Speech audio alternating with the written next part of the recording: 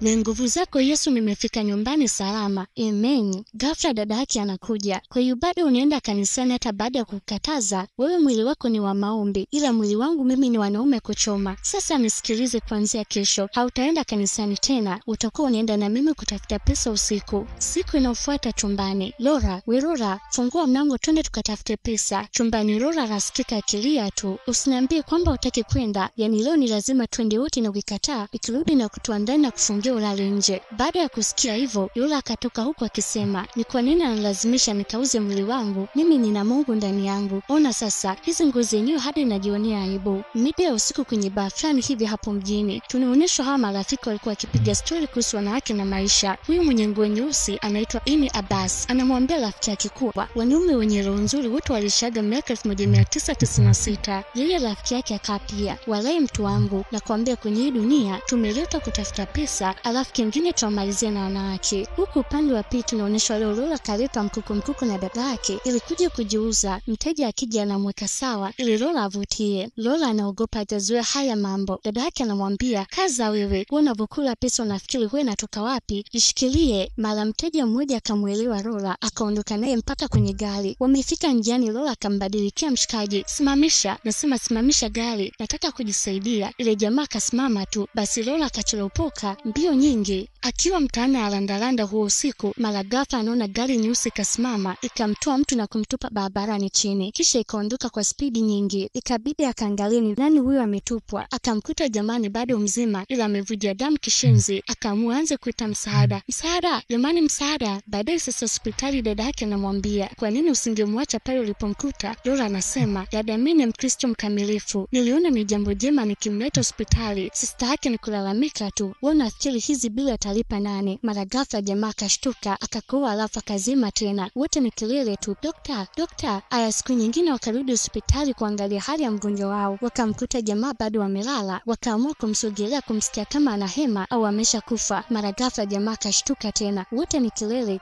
yei, shinda upepo, wite dokta, wite dokta. Sasa baada ya dokta kuja, kumbe jamaa alikuwa kapoteza kumbukumbu, hakumbuki chochote, yani memory imejiformat. Anachojua tu ni kwamba ameamkia hapo hospitali. Kwa kuwa kumbuki chochote, wakaamua kumchukua mpeleke hadi nyumbani kwao. Dada yake anamwambia, umeona sasa umeniletea mzigo mwingine hapa nyumbani kwa sababu ya mahuruma yako. Hii ni gari jingine inayohitaji mafuta, alafu mimi ndio sheria yenu. Lora anasema, dada jamani tulia, huwezi jua huyu mtu ni nani, anaweza kutusaidia hapo baadaye. Dada yake analalamika tu kishenzi, inakuwaje sasa asiporudisha kumbukumbu zake? Siku inayofuata dada yake anarudi nyumbani mkuku mpaka ndani.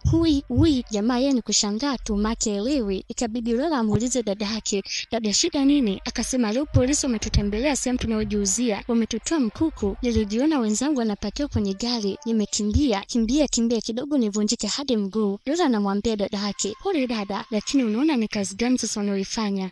Na wewe umeshaanza, ngoja nikalali zangu. Sasa akaamua kumleta kwenye ile bari wamkuta ile siku ili kuuliza kama kuna mtu anayemfahamu, lakini hakufanikiwa. Basi jamaa akaamua kutulia chile kidogo. Anakuja kushtuka, yule manzi kamtelekeza yani hapo bar. Jamaa akazidi kuchanganyikiwa, ikabidi anze kula mitaa kupatafuta nyumbani kwa yule sister na mdogo wake. Akikutana na watu wanaulizia njiani. Huko nyumbani wanagombana mtu na mdogo wake kuhusu mshikaji. Mdogo mtu anamlalamikia dada yake, kwa nini kamtelekeza jamaa? Mara ghafla mwamba kabisha hodi, akaingia mpaka ndani. Sister mtu amini hivi, dogo mtu yeye ni mafuraha tele tu, akamkumbatia. Nilikuwa na hofu juu yako. Jamaa akasema, mimi nipo sawa. Sister mtu anauliza, umefikaje hapa nyumbani? Mimi nikajua wewe ni mtu wa kupoteza kumbukumbu. Jamaa akasema, Lora alinipa address in case ukimtelekeza njiani, make wewe ni dada yake, anakujua A to Z. Basi kuna siku jamaa alikuwa amelala zake sebuleni, akamfumania Lora anamwangalia akimtamani. Lora akashtuka, akawa anaondoka. Jamaa akamwambia Lora, usiondoke, hata mimi pia napata hizo hisia unazozipata wewe, hicho ni kitu cha asili, navutiwa na wewe pia. Basi Lora anakutabasamu tu, ila anataka kumpiga busu tu. Mara Lora anasikia anaitwa na dada yake, Lora, we Lora, njoo kuchumbani. Basi Lora akaondoka. Asubuhi ilipofika, Lora alienda kuemia. Aliporudi akamwita jamaa na kumuuliza, nimekaa na kufikiria nikagundua hata jina lako silifahamu. Jamaa akasema, jina langu silikumbuki. Manzi ndo akakumbuka kuwa huyu jamaa kapoteza kumbukumbu zake. Basi akamwambia, kuanzia leo mimi nitakuwa nakuita wewe. Jamaa akasema, kuhusu hilo hamna shida kabisa, kwa sababu ni jina ulilolichagua wewe. Basi wakatana kuanza kuongea. Sasa jamaa akaamua kumuuliza ukweli ni kazi gani ambayo dada yake anaoifanya. Basi Lora akaamua kumwambia jamaa kila kitu. kwamba dada yake yeye ni mtu ambaye anajiuza. Basi jamaa akamwomba Lola amwahidi kwa hata kuwa kama dada yake. Lola akakubali. Usiku wake ulipofika, dada yake anamwambia Lola, leo usiku inabidi twende wote tukatafute pesa. Lola yeye hataki, akawa nakataa. Dada mtu anasema, najua unachokitaka, unataka kubaki kuwa na huyu mwanaume, huu unampa bure, alafu mimi niwe natoa mwili wangu nije niwalishe nyie mnaojifanya mnapendana. Sasa ni bora utafute kazi na kwambia, subiri uone, na bado kidogo tu nitamtupa huyu mwanaume wako mtaani. Lola anasema, dada hapana,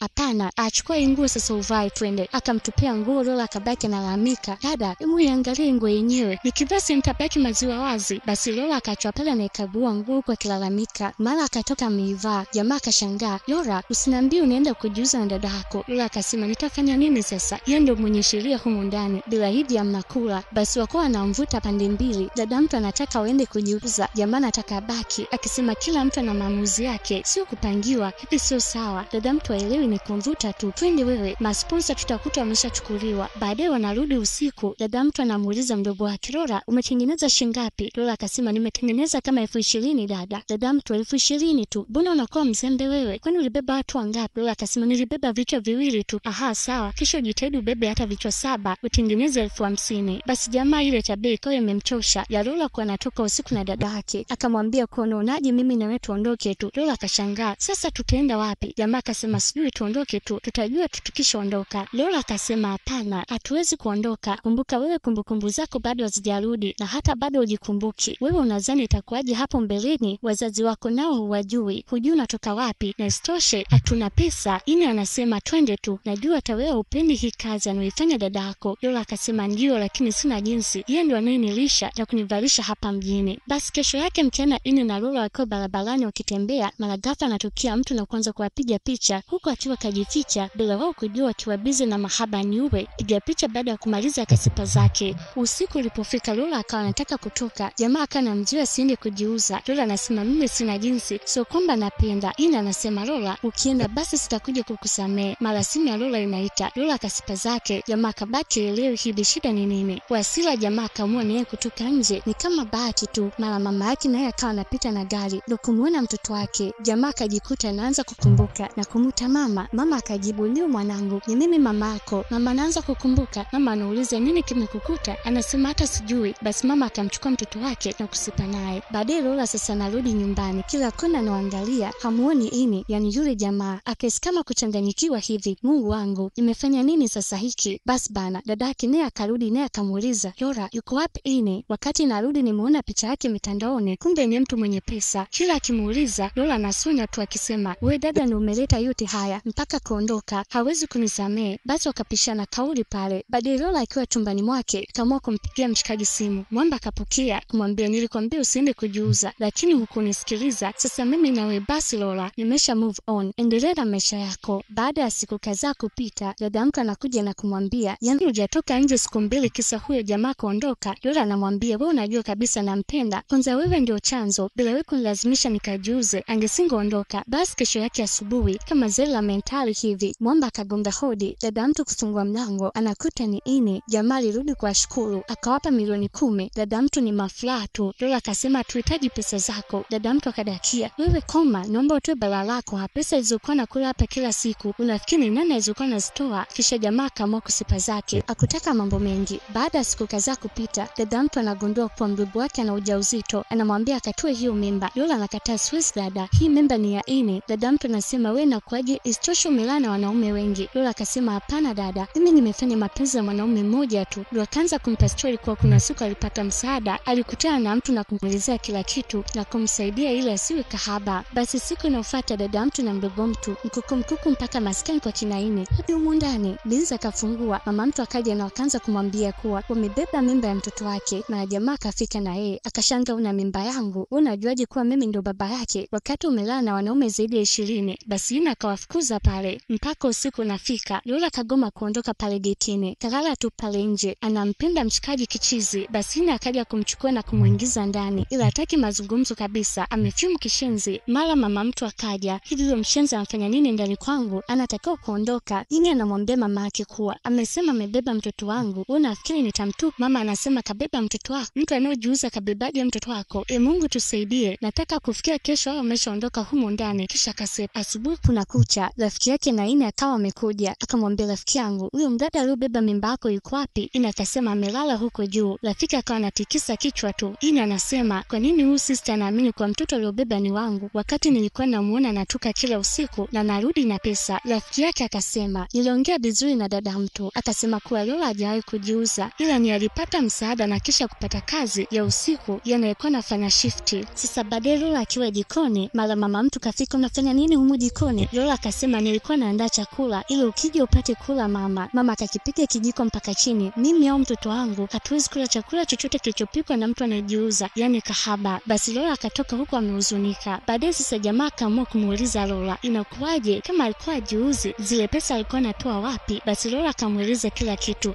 Mama mtu akaingia mule chumbani, hivi huyu kahaba bado anafanya nini nyumbani kwangu? Jamaa kwa kuwa alikuwa ishaambiwa ukweli, akaamua kumkingia kifua pale Lola. Basi siku kadhaa mbeleni, jamaa akaita kikao cha familia nzima, yani mama yake, rafiki yake na dada yake na Lola. Jamaa akasema kuwa anataka kufunga ndoa na Lola. Basi mama mtu kabidi akubali tu, hana jinsi, make mtoto ndo ameshapenda.